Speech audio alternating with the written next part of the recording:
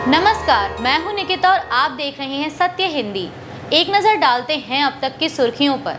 बिहार में special intensive revision यानी SIR की ड्राफ्ट सूची जारी होने के बाद चुनाव आयोग लगातार सुर्खियों में बना हुआ है।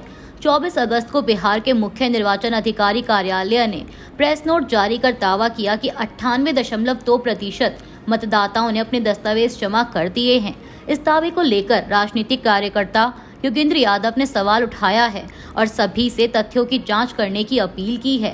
योगेंद्र यादव ने कहा कि चुनाव आयोग का यह असाधारण दावा गंभीर है और इसे किसी भी गांव, मोहल्ला या BLO से चेक किया जा सकता है। उन्होंने सभी मीडिया कर्मियों और नागरिकों से आग्रह किया कि वे किसी भी वार्ड या गांव में जाकर जांच करें और अपने निष्कर्ष रिपोर्ट में साझा करें। यादव ने जोर देकर कहा कि असली स्थिति का पता लगाना बेहद जरूरी है ताकि मतदाता सूची के मामले में पारदर्शिता सुनिश्चित हो सके और जनता को सही जानकारी मिल सके। उनका यह कदम चुनाव प्रक्रिया में नागरिकों की भागीदारी और जिम्मेदारी बढ़ाने के उद्देश्य से किया गया है।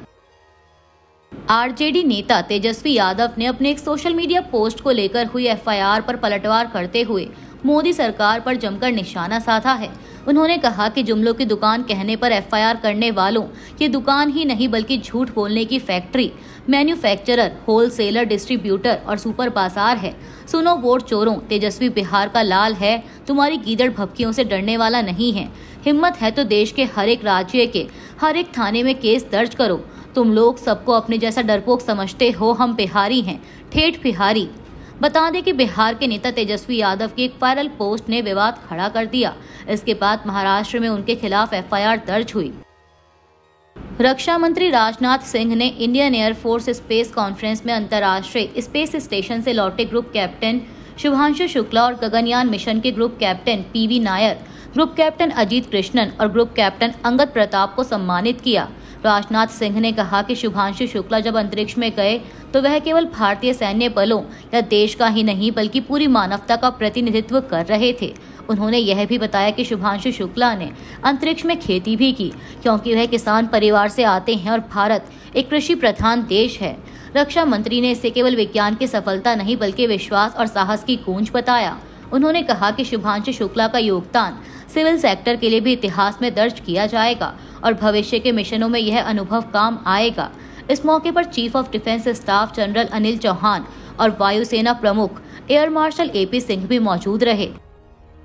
रक्षा अनुसंधान एवं विकास संगठन यानी DRDO ने शनिवार को ओडिशा के तट पर अपनी एकीकृत वायु रक्षा प्रणाली integrated air defence weapon system का पहला सफल परीक्षण किया। अधिकारियों के अनुसार इस सिस्टम में सतह से हवा में मार करने वाली मिसाइलें, कम दूरी की मिसाइलें और उच्च शक्ति वाला लेजर हथियार शामिल है। इसे हवाई खतरों से सुरक्षा के लिए विकसित किया गया है, जैसे दुश्मन के लड़ाकू विमान, ड्रोन और क्रूज मिसाइलें।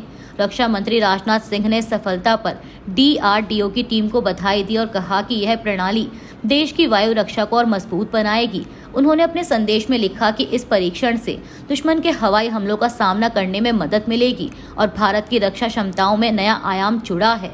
DRDO का यह परीक्षण देश की सुरक्षा और तकनीकी क्षमता दोनों के लिए महत्वपूर्ण कदम माना जा रहा है।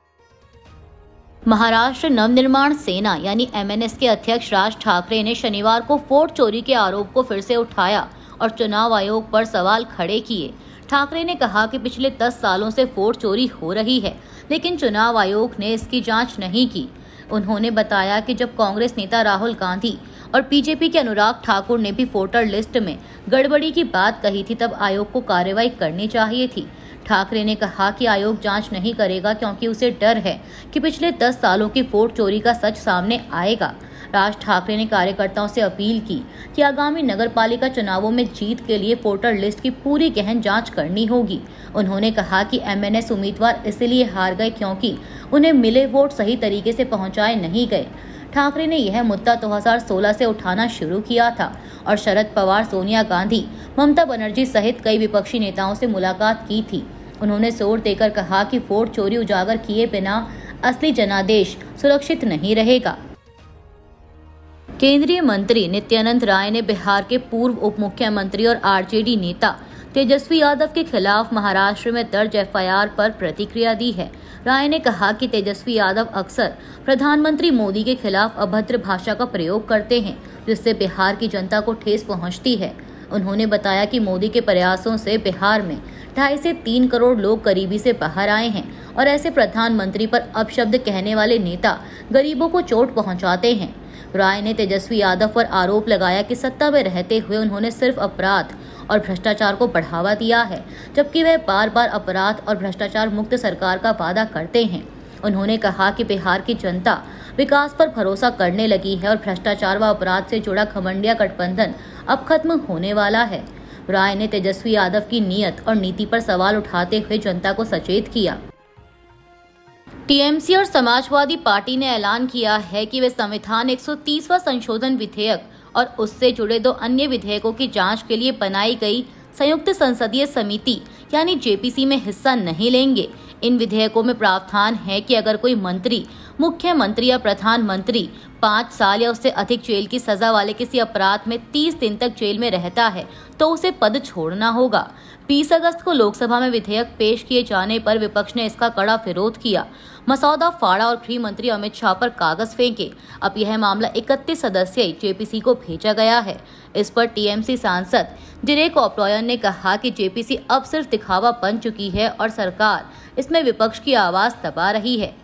ममता बनर्जी ने इसे लोकतंत्र और संघवाद पर हमला कहा, जबकि समाजवादी पार्टी ने इसे संविधान विरोधी बताया। वहीं विपक्ष का एक वर्ग मानता है कि समाजवादी पार्टी और टीएमसी के बाहर रहने से भाजपा को जेपीसी में और बढ़त मिल जाएगी। महाराष्ट्र के मुख्यमंत्री देवेंद्र फडणवीस ने शुक्रवार को समीक्षा बैठक में उप मुख्यमंत्री एकनाथ शिंदे के नेतृत्व वाले शहरी विकास विभाग UDD-2 के कामकाज पर नाराजगी जताई। उन्होंने विभाग के प्रदर्शन को खराब बताया और केंद्र प्रायोजित योजनाओं के क्रियान्वयन में तेजी लाने के निर्देश दिए। खास तौर पर अमृत 2.0 योजना, जिसके तहत महाराष्ट्र को 9,000 करोड़ रुपए से अधिक का हिस्सा मिला है, की धीमी प्रगति पर फडणवीस ने चिंता जताई। यह योजना 2021 में शुरू हुई थी और मार्च 2026 तक पूरी होनी है। मुख्यमंत्री ने कहा कि जलापूर्ति, स्वच्छता, हरित पार्क और झीलों के पुनरुद्धार से जुड़े काम समय पर पूरे होने चाहिए। बैठक में फडणवीस ने 15वें वित्त आयोग, प्रधानमंत्री मातृ वंदना योजना और आयुष्मान भारत स्वास्थ्य अवसंरचना मिशन जैसी योजनाओं की भी समीक्षा की। उन्होंने अधिकारियों से परियोजनाओं में देरी रोकने और विभागों के बीच समन्वय बढ़ाने को कहा। वहीं दूसरी ओर शिंदे के विभाग ने आदेश जारी किया है कि देरी होने पर ठेकेदारों और अधिकारियों पर कार्रवाई की जाएगी। बिहार में मतदाता सूची से नाम कटने के बाद हजारों लोग फिर से नाम जुड़वाने के लिए जद्दोजहद कर रहे हैं। सुप्रीम कोर्ट ने शुक्रवार को आदेश दिया कि जिनके नाम SIR के दौरान हटे हैं वे 1 सितंबर तक आधार या 11 अन्य दस्तावेजों के जरिए दावा कर सकते हैं, लेकिन जमीनी स्तर पर स्थिति उलझी हुई है। कई PLO यानी बूथ लेवल ऑफिसर का कहना है कि उन्हें अभी तक चुनाव आयोग से औपचारिक आदेश नहीं मिले, जबकि इंटरनेट की कमी से ग्रामीण इलाकों के लोग और परेशान हैं। भोजपुर की PLO सुचित्रा सिन्हा का कहना है कि सिर्फ 1 हफ्ते में सभी से आधार लेना मुश्किल है। पश्चिम चंपारण में सबसे अधिक 1,91,376 नाम हटाए गए हैं। चुनावी नियमों के मुताबिक पार्टियों को भी मदद करनी चाहिए, लेकिन PLO का कहना है कि बूथ एजेंट एक्टिव नहीं है। कई मतदाता जैसे दिवाकर शर्मा और व्यापारी धनंजय सोनी उम्मीद लगाए बैठे हैं कि उनका नाम फिर से जुड़ जाएगा, मगर समय बहुत कम बचा है। इस्राएल में शनिवार को गजा में युद्ध विराम और बंधकों की रिहाई की मांग को लेकर हजारों लोग सड़कों पर उतर आए। कई शहरों में आयोजित रैली में बड़ी संख्या में नागरिकों ने हिस्सा लिया। प्रदर्शनकारियों का कहना था कि सेना द्वारा गजा सिटी पर कब्जे की योजना बची हुई बंधकों की जान को गंभीर खतरे में डाल सकती है। इस्राएल के पूर्व रक्षा मंत्री बेनी गैंट्स ने बंधकों की रिहाई को प्राथमिकता देते हुए अस्थायी राष्ट्रीय एकता सरकार बनाने का सुझाव दिया।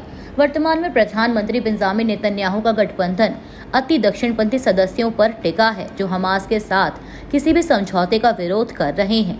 गजा के स्वास्थ्य मंत्रालय ने बताया कि पिछले 24 घंटों में इस्राएली हमलों और कुपोषण के कारण 60 से अधिक लोग मारे गए।